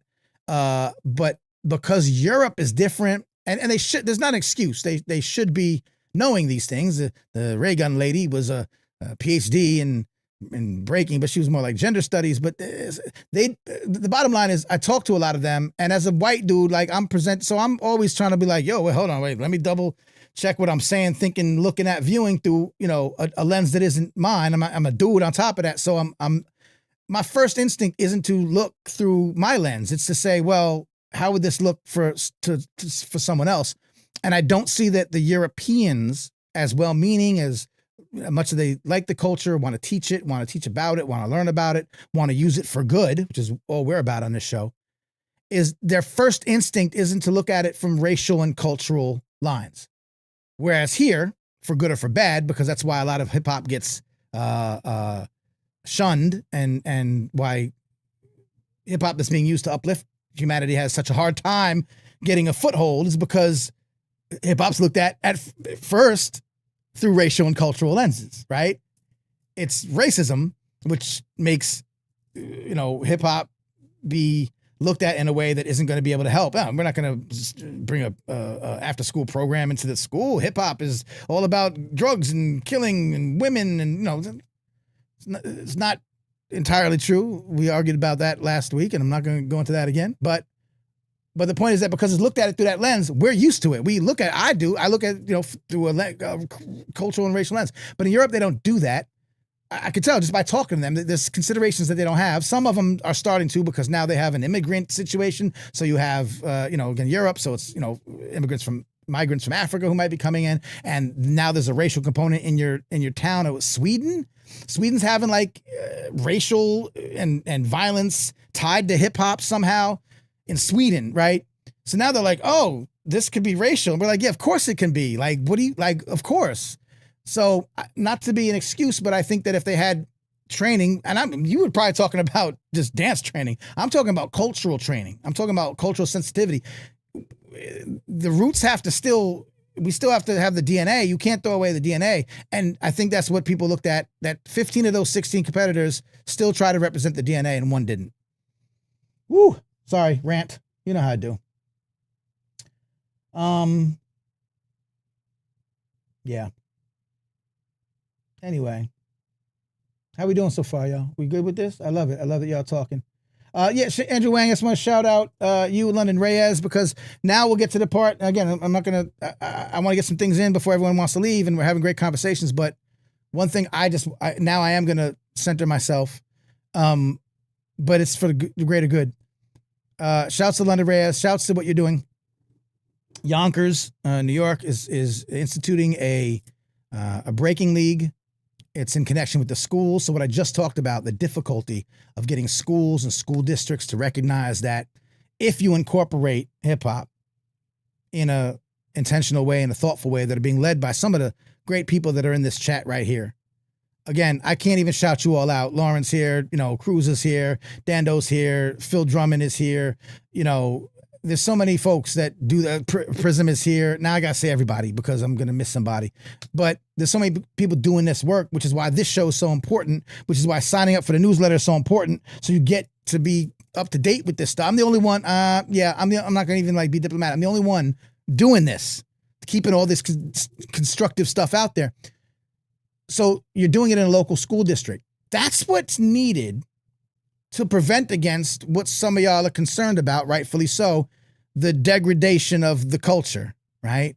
The disconnect from the roots and the originators. Up in Art of Breakdance said, the OGs and stuff, like they're disappointed. Okay. And we talked about the fact that now that it's gone commercial to a certain degree, some of those ideals, those original traditional ways of doing things are being erased. You're not paying homage to the originators. Like I said, Freestyle Session, I'm using them. I'm just a big fan. I went, they had OGs represented there. We had Dancing Doug over there. We had Coke LaRock over there. We had a bunch of heads over there, like originators that they were there. They invited them. They were VIPs. They were there. They know enough to make sure that the OGs are represented. So these local affiliations, these local organizations, they exist. And it's a little bit disingenuous if anyone was to come out now, disparage the Olympics, disparage everything that's going on, but then not turn around and be like, oh, where's the local B-boy situation? Oh, there isn't one? I mean, I'm not rich. I don't got a lot of connections, but, I work at, my friend works at a community center. Maybe I could bring this idea up. Oh, my sister's on the Board of Education. Maybe I could talk to them. I'm about hip hop being used for progressive, improvement. And I know that when you bring kids in off the streets and show them breakdancing, sorry, the first time I said it, you know what I'm talking about, breaking, dancing, hip hop as a way to, like I said, today's future sound, Phil Drummond, beat making, therapeutic beat making, right? My man McCalamine has done so much work with youth, MC workshops. Like we know, we have the people, we have the receipts. Y'all don't know them. Mostly, if you don't know them, if you're not one of them, like, in the crew, you don't know them. We do. I do. And so what we want to say is take some time out. If this really means so much to you, well, first of all, you're watching this. It must mean a lot to you. So I appreciate you. But don't lose hope, is what I'm saying. Don't lose hope, because I guarantee, if you went to Freestyle Session and you never saw the Olympics, you'd be like, breaking is alive and well. This is beautiful. The Olympics, it morphed a little bit. I get it. But where do you live? Like, if you're in a major metropolitan center, like Google, like there's events that roll through in these towns. And again, if not, what can you do? How can you support it? What can you do? What resources do you have as a grown up, as an adult, that you could say, hey, I don't have the resources, but I live in a town and they have a what do you call it? Like a community center, an arts center, like an arts, whatever, like the town arts council, right? Go to them, say, hey, listen, you ever think about bringing breaking, especially now? Like breaking was so great, so well received in the Olympics. Did y'all ever think about bringing here? Because I know this guy named Manny Faces. He's a random guy I saw on the internet, and I'm gonna hit him up and be like, hey, I live in Sticks, Iowa. Who from this area can I call? And I'll find you. Tasha will find you someone that near Sticks, Iowa, that will get on the phone with the Arts Council and say, hey, you got a budget? We'd love to bring in and do a presentation. Like we can do things to make sure that we're not just sitting back waiting 8 years to see if the Olympics do it better. That's what we need to be doing. You know what I mean? Feel me on that? Yeah. All right, and Andrew says the mayor acknowledges in Yonkers. Like, also don't forget, like millennials and like are coming up and taking up positions of authority in school systems and superintendents and in politics. Shouts to Do It All on city council in Newark. If you wanted to bring a breaking program to Newark, just hit up Do It All. He used to be in the Lords Underground. He's gonna be like, yeah, of course we can do breaking here. Like we do rap stuff all the time. We're doing 24 hours a piece, 2 hour 48 hour. You know, that's what gets me so mad when people be like, yo, hip hop is garbage, man. We talked about this last week with Malcolm Jamal Warner. It's anti-black. It's all these horrible things. And I'm like, well, what about like the parts that aren't? Like, like the people who are using it in ways that are like pro-black and pro-peace and pro-love and pro-unity and pro-having fun and pro-humanity. Like, they exist. We exist. All this stuff exists. So let's go. That's our charge. If we didn't like what we saw, we can make it better. How can we make it better? Well, find ways. These are some examples. Yo, General Sip Liquor. Shouts to you, brother. Oh, speaking about Newark and New Brunswick and New Jersey, they just had a break and watch party. My mans and them. General Sip Liquor's Silent Night right out there in Newark, New Jersey. They said, all right, we're going to have a break-in watch party. Went to a beer garden, said we're going to watch this breaking thing happen. And they, had people there. They had a DJ. They had breakers. They had someone doing live art. They had Rod Digger performed. Well, guess what? Red Bull won. They do a BC won, the Red Bull things. Next time there's a break-in event that's big and on the internet, go back to the beer garden. Not you. Y'all did your part. But I'm saying, like, in your town, go and say, yo, this is not the Olympics. That was a little bit whack. But over here, Red Bulls, most people in the breaking communities will be like, well, all right, it's Red Bull. Like, they have been the organization. Do the breaking party, watch party for that. Just you and some people that love hip hop in your town. I don't know where you live, in your crew. Bring your people out. Again, when we don't like what's happening with the younger generations, there's only one generation to blame. So what are we doing? I'm doing a cool internet show called Hip Hop Can Save America. You can come and check me out every Monday night, not Wednesdays, although Wednesday, y'all was popping tonight, but it's because of the topic. I get it. Mondays at 9 p.m. live. We're going to be doing this. I usually have guests. We talk about things. If you go back, you'll, through the archives of this channel, you'll see all kind of, educators. We've had some politicians on, we've had some people that run programs. Some people in the audience have been on. Lauren Kelly's in here. Prism from Chosen Hip Hop, great organization. He's in here. We've had, other people on, and I'll be around. How can I say this? I'll be here next Monday, 9:00. It won't be totally live. I'm going to do like a pre-recorded drop. It's a good interview I had with the brother who's a DJ, and he developed a really cool way of, how you do music notes, like music notations to like a piano. It's like the little notes and stuff. Designed a way to do that for DJing. So you could tell, like little symbols for each of the DJ, whether it's a scratch or a butterfly scratch or a flare, you know what I mean? Like DJ, I know what they are. I just don't, I know what to do. I don't know what they're all called. I'm not a turntablist DJ. I am a smoothed out, old school 70s, 80s, 90s DJ. So if you need a DJ and you're in the Atlanta area, hit me up. But yeah, so I'm going to play that interview. I think it's really a fascinating way of looking at DJ, preserving DJ, like you able to notate a DJ routine and kind of like show it like you would musical note. I don't know. I'm a nerd. It was kind of dope to me. So yeah, Hip Hop Can Save the World. Yeah, Fiona, I'll get to that show. Let me do this first. You know what I mean? Hip Hop Can Save America. You can support me at patreon.com/MannyFaces. We get this show big enough. We will branch out. We'll be Hip Hop Can Save the World. I was talking to someone from Canada tonight. It was like, yo, I should be a part of the show. I'm like, that's Canada. We doing a Hip Hop Can Save America, but hold on, it's coming. Hip Hop Can Save the World, and Flipper says hip hop can destroy. You're such a contrarian, Flipper. But yeah, yes, that's exactly right. If it can destroy it, which most people would say it's doing, then it can uplift it, and that's what we're doing. So what side do you want to be on? Not you, but yeah, you too. But the world. Yep. Rod Digger. Yeah, Rod Digger. Rod Digger was there. They had Rod Digger and somebody else, a couple other people, but she was sort of the headliner. I know Andrew's talking about her education work. I don't even have to look for it. I know he's saying it. And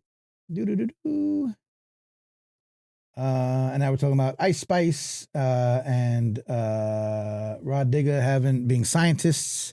That's interesting. Okay, that's what's up. Yeah, so pretty cool. A lot of Megan Thee Stallion's a college graduate. People don't know these things. Interesting. So that's it. So I don't know. I wrote a thing. I'm gonna have one more piece No, I wrote the piece about the Olympics on the newsletter. And like I said, I ended it like this. And I'll read it. Flipper, do I even know you? Like, I mean, like, I'm not saying that like to be felt like, do I know you? Like, I don't think I know you, but just because your name, I don't think you've been here before. But I've been drinking, so I appreciate you for being here. I don't care what you say, and you're just here, and I appreciate it, man. I really do. Even to be a contrarian, sometimes we need that too. Push back. I love it. I said this about this is my final spiel on breaking in the Olympics. It's in my newsletter. Right there, mannyfaces.substack.com. It's free, but you can donate there too, or at the Patreon, whatever floats your boat. Well, you know me now, and we're friends now. Thank you. I'm gonna have to be friends. If you don't want to be friends, I'm forcing my friendship upon you. That's actually kind of weird. Appreciate you. This is how I ended up. The whole thing was called After Paris, Breaking Needs to be Remembered, and not just for that. The culture and the community needs support, not just ridicule, and not just now. So I said, it seems that many people were surprised, and this is a little rehash of what we said, but I said, it seems that many people were surprised by the look of breaking in 2024. To be fair, though, most people haven't been immersed in the culture of breaking or the evolution of the competitive circuit in recent years. Still, there was a lot that we did recognize.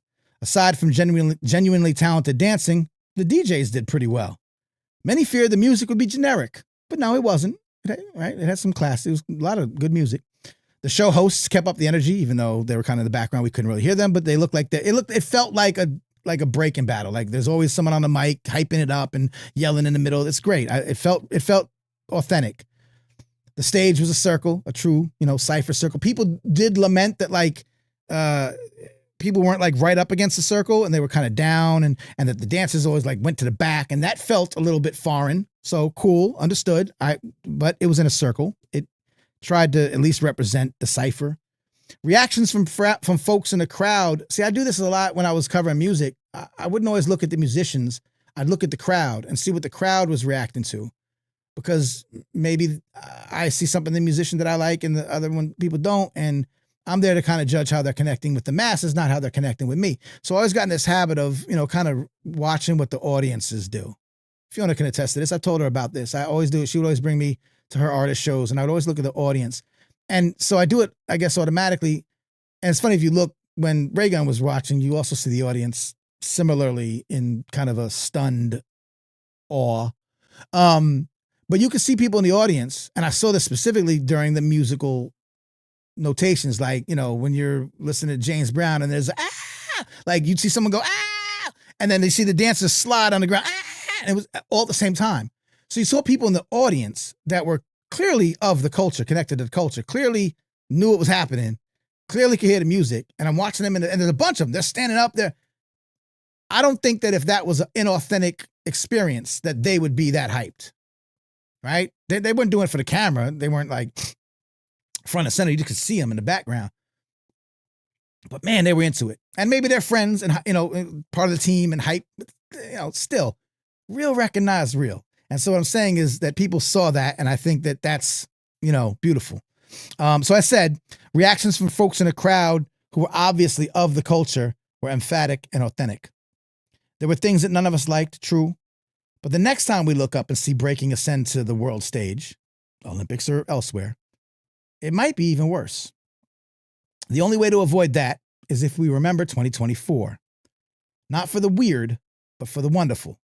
Not for the failures, but for the victories. Not for the jokes, but for the joy it brought observers across the world, and clearly the dancers themselves. Mainstream media won't remember it. Hell, they forgot already. If it's not Raygun, they're not writing about anything. Most hip-hop media didn't really cover the breaking at all until it came to the Olympics, so they're not going to remember it. Bandwagon corporations, they're not going to care. And critics who never before, but suddenly have some emphatic opinions about breaking, some of them valid, but still, they'll soon move on to the next trending thing that the internet tells them that they need to be all up in arms about. So for those who truly care, let's stay engaged. Let's each look for ways to learn more about and support the movement, the dancers, the organizations, the culture, in whatever ways we can, this and every year. So that's how I ended it. Shouts to the B-Girl champions. Then I said again, I personally pledge to continue working to support all aspects of hip-hop culture, including breaking, and share information and resources with you. You can help me do that by subscribing to the newsletter or donating at Patreon. It costs a lot to do this. Time, money, effort, and bourbon. So help me out. Patreon.com. Slash Manny Faces. I see a few supporters here tonight. Your names were mentioned in the beginning, and your names are mentioned in every newsletter. So I thank you. You go to a certain level, we link to your stuff. Give you discounts on merch. I got like Hip Hop Can Save America stuff. You don't have to wear it if you don't want to. It's fine. But we got a cool shirt now that says Hip Hop Saved My Life, which is dope. And that supports, all the money goes to supporting the show, doing all the technology and stuff. I don't really make any money. I certainly lose money every week, but that's not the point. Anyway, thank you so much. I think we're good. Anyone else in the chat? As I'm going to go back to that. Hip hop is dope. You can't erase the roots of the culture. You can't. We do have to guard against, against it happening. And again, I'm looking at it from the perspective of, my brethren who started this, the communities and cultures and ethnicities that really, stake their claim at this. We don't want to make sure contributions are ever forgotten. So we do what we can to make sure that no one does that. And if they do, they learn from that and they say, oh, I made a mistake. I didn't realize that not only, I shouldn't equate these two, but not only like originators of breaking are going to take offense to this, but also kangaroos. Like, come on. Is anyone thinking about the kangaroos? I mean, like, we don't do that. That's what kangaroos are saying. What is this? So anyway, they're not equal. Obviously, people are not kangaroos, but also, look at the kangaroos. Bad way of making a joke. That's it. Beautiful writing, says Lauren Kelly. I hope to see a book in the future. Well, as I alluded to last week, I haven't really officially said it out loud, but there is a book in the future. And I don't know exactly when there will be a book, but there's a book being booked. So stay tuned, and I will share that information with you. Yeah, DJ Notation. It's actually pretty interesting, pretty cool. So that's it. The Hefty Agency, what's up? Thanks for checking in with us. Fiona Bloom, I'm going to put this up because it's very nice of you to say you love my work and one of the best activists out there. Thank you very much. You're one of my biggest cheerleaders. I would love to have you do my PR one day. We're going to get to that level. Maybe when there's a book. That's coming soon. It's sooner than later. It's not like I'm going to eventually write a book. Like there's a book coming. It's coming. So anyway. And then thank you, Lauren, for bringing up the Hip Hop Can Save America chant. This you can't buy on a thing. I should give this to, what are my Patreon levels? I'll tell you what. Anyone who goes on Patreon. Why is this screen frozen? I don't know why this screen freezes. I don't know why that screen freezes. Anyone who goes on Patreon to my page, I don't know. I was gonna say like the third level, wait. I gotta look at it from as like a person. VIP. This is stupid. No one's gonna do it. Why am I saying this? No one cares. I don't have more than third level. That's my highest level. All right. If you a VIP, oh no, there you go. Co-host, $50 a month. Anyone who comes in at a $50 a month co-host, not only do you get all this stuff, you get to sit in as a co-host with me and go over the news. Most people don't care about this. This is so selfish of me to do. First part of the show, we do a thing that I like to call hip hop news that isn't about dumb shit. So when we do that part of the show, you get to be like here, no, over there. You get to be, I'll be over here. You'll be on screen with me and we can do the news together. It's like a guest host. So you get that. That's cool. It's fun. If you really like me, Flipper, you could come on the show and talk your mess the whole time. You also get a monthly spotlight in the newsletter. You get a free shirt, but if you, because that's a VIP, $25 a month. I owe some of y'all some shirts. There's a couple of VIP members out there. But co-host or better, I will grant you a chain. You'll be like part of the rock. I'll give you a Hip Hop Can Save America pendant. It's very exciting. I don't know if I have any super fans like that. But Andrew, Andrew says you want to go up just for the chain, man. I mean, and don't go up and then come back down, because then technically you're only paying like the difference for a chain. That's cheating. You have to hold it for 3 months. I'm getting. No, Andrew, maybe I'll just give you a change. You've been nice and helped me out for a long time. But anyway, thank you. I appreciate y'all. Please shout out your initiatives so that other people in this mix can find out what y'all do. Lauren Kelly, of course, one of the greatest people on the planet. You don't even know this, but you are just to be in her presence tonight, for her to be in your presence. And I'm only 1/3 joking. There's 66% of me is telling the truth. But we do she does, and I'm part of a great initiative called the Hip Hop Youth Research and Activism Conference. Hip Hop Youth Research and Activism Conference. So if you Google Hip Hop Youth Research Activism, you'll find it. And we do that every year, and that's just a great program. Again, showing how much. Oh wow.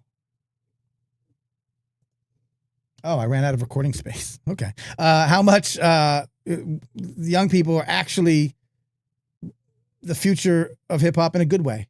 I got a lot of flack for calling in, talking about Malcolm Jamal Warner's comments. And I do it to anybody that really kind of Questlove, saying hip hop is truly dead. And like, these things are so hurtful to the people that are like, no, we're really doing great stuff, especially young people. And if we keep saying that they don't exist because we just keep relitigating how bad things are, then it's gonna become a self-fulfilling prophecy. We're just gonna keep squashing their hopes because they're like, no, we're doing really great, important, cool hip hop things, and y'all keep talking about like we're not here. So I'd love it for people to. So we do that here. So if you like that, please spread the word. Thumbs up. Give this the algorithm things, thumbs up. Make sure you subscribe. We'll be back Monday. Tell a friend, share, do all the things. But also stay tuned to Lauren Kelly and her projects, her books. She works with youth teachers. You got to get on Lauren Kelly's, get her in your circumference. That's the word I'm looking for. On your radar. She writes books for academics, but she's also a DJ. Like, she's a practitioner in the academic space, and that's what we want more of. Tasha's been saying this for years. I've been saying it for years. We're trying to help bring practitioners into these spaces, whether it be academia, international Olympic committees. Like, we need hip hop heads there. So how do you become on the IOC, which is in Switzerland, in a town called Lausanne? It's a Switzerland. And like, there's committee members that decided to put the World Dance Sport Federation in charge of breaking and didn't say, hey, maybe we should, start a new governing body instead.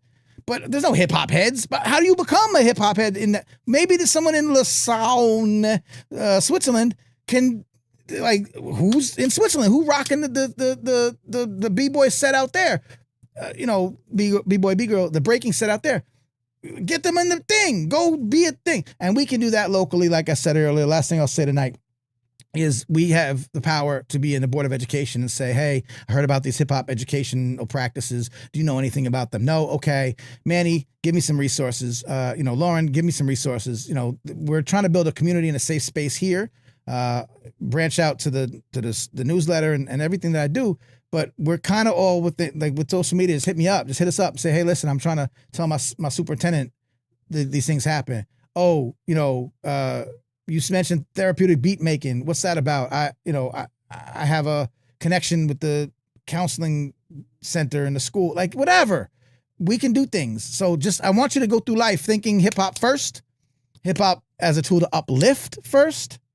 Hip hop as a tool to balance the inequalities that especially this country has done to the originators of hip hop, and balance and counter it and provide some sort of relief in a way that nothing else can.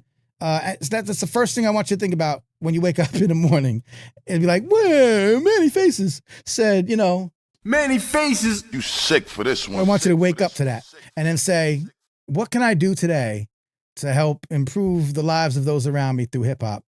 Do you have a job?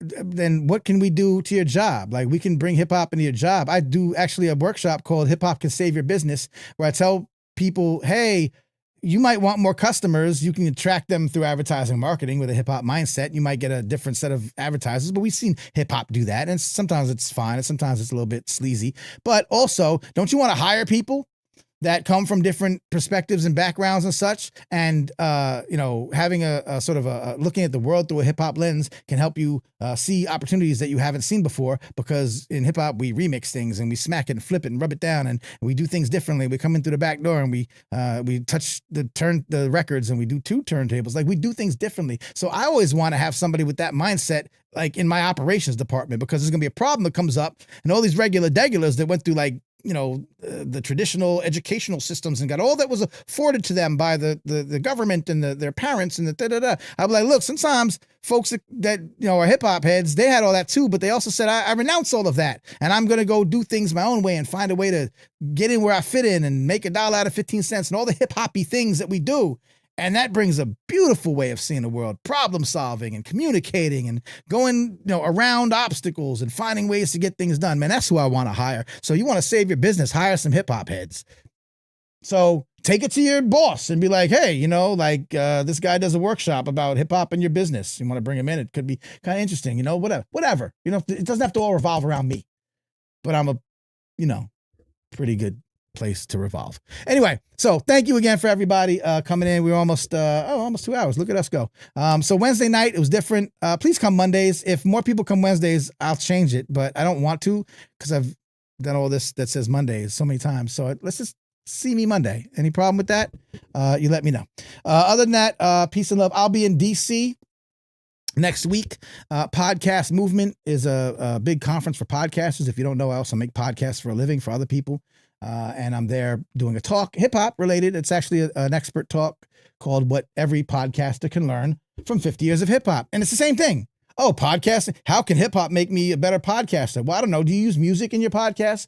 DJs are pretty good at music. And if you know a DJ that became an editor, we also know how to mix things really, really well. We know how music should sound with words. We know timing. We know when we should add a little pause, drop it on a beat, put it in, take it out, pause.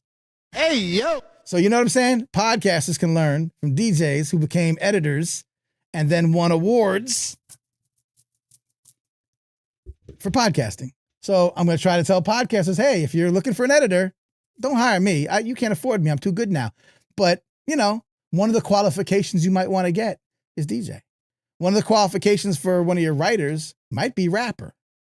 Like a real, smart, lyrical, poetic rapper. I got people on the Newsbeat podcast. Shouts to Silent Night, shouts to Liquid, shouts to Rebel Diaz, shouts to about some people that came on the Newsbeat podcast where they actually craft rap, songs of 16 verses about a social justice topic that we're interviewing someone that they're trying to fight.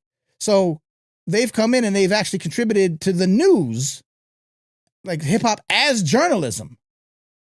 So, okay, I got a whole talk for journalists. You want to learn how to do journalism better? Hip hop. You want to learn how to do, communicate better? Hip hop, rappers. Shouts to BS. BS was on the show a long time ago. Has a whole freestyle workshop that you can, that he goes to corporations, to that little retreats, the corporate retreats where they have like a magician and a trust fall and like things like that. But he goes with a freestyle. But Tony Blackman, who hasn't been on the show, but has promised that she would, and she is long overdue, but it's hard. Even I get intimidated by the queen. So she'll be here. But she has a whole thing where they go to they do corporate training, how hip hop can make you a better communicator in the business world.